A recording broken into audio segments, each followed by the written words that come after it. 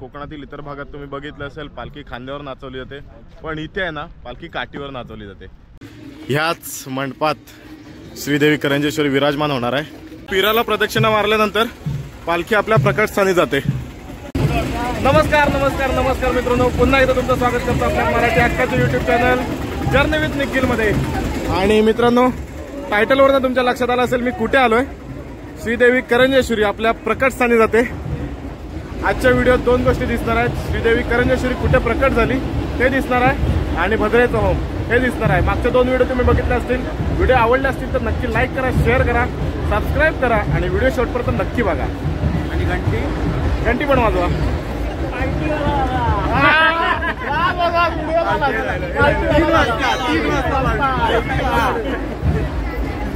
तर मित्रांनो, व्हिडिओ शेवटपर्यंत नक्की बघत राहा। मित्रांनो, आता पेठबाबात आलोय। समोर देवीचा निशाण आहे, इकडे सोमेश्वराची आणि मागे करंजेश्वरीची पालखी आणि आपले छोटे बोईराज आमचे भांजे स्मित कासेकर। हीच एनर्जी असते इथे। रात्रीचे 2 वाजलेत तर आमची पोरं बघा कायम रेडी। शिमगा म्हटल्यावर एनर्जी असणारच। मित्रांनो, आता आपण आहे ना जिथे इथेच पुढे आहे ना जिथे करंजेश्वरी प्रकट झाली त्याच्या अलीकडे एक पीर आहे, तिथे प्रदक्षिणा मारणार आणि त्यानंतर पालखी पुढे जाणार। तर तिकडे आलोय, चला।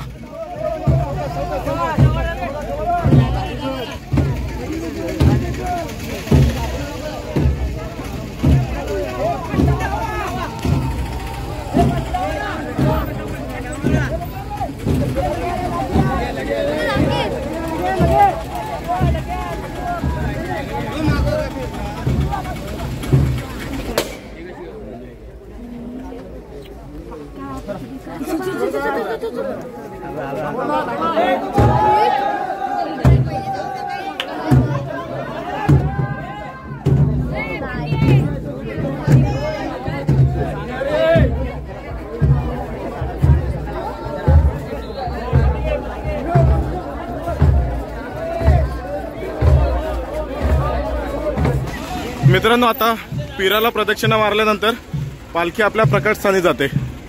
इकडेच मित्रांनो, पालखी आपल्या प्रकट स्थानी आली आहे। हे बघा, इथे तुम्हाला धूळ जास्त दिसेल कारण की आपण आता एका शेतात आहोत, त्यामुळे धूळ ही उडणारच आहे थोड्या वेळासाठी।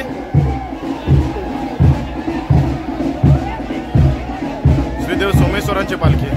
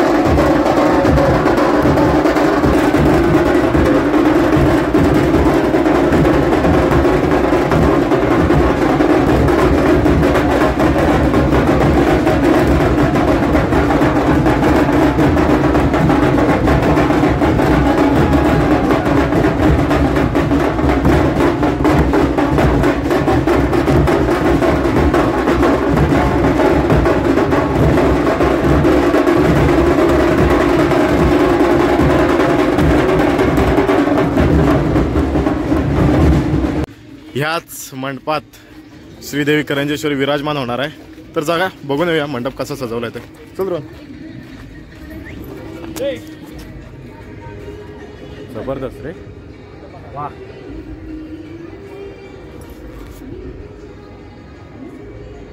क्या बात आहे, सुंदर माहोल केलाय।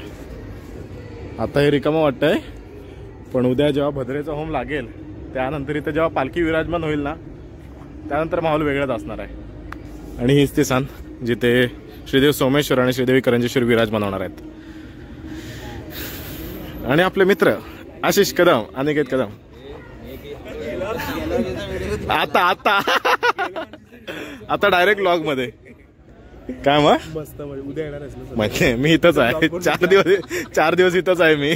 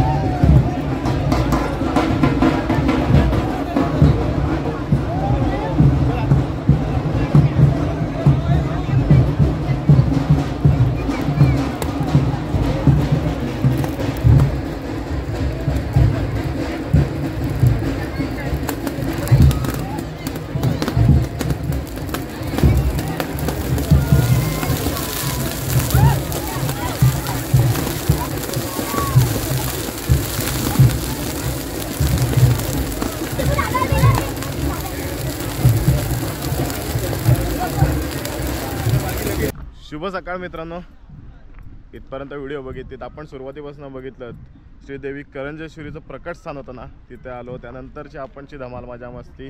आणि आत्ता आपण आलोय ते दुसऱ्या दिवशी पहाटे 7 वाजता भद्रेच्या होमाजवळ।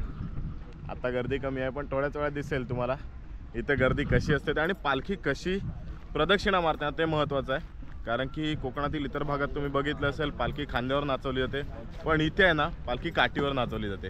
ती कशी ते आजच्या व्हिडिओत बघायला भेटेल, तर व्हिडिओ शेवटपर्यंत नक्की बघत राहा। तर मित्रांनो, आता देवीचं निशाण, अब्दागीर आणि पालख्या आल्यात भद्रेच्या होमाजवळ। जबरदस्त माहोल आहे, एनर्जेटिक। सकाळचे 7:30 वाजले आणि आता पालखी जाईल ती पाय धुण्यासाठी त्या वासुकी नदीला।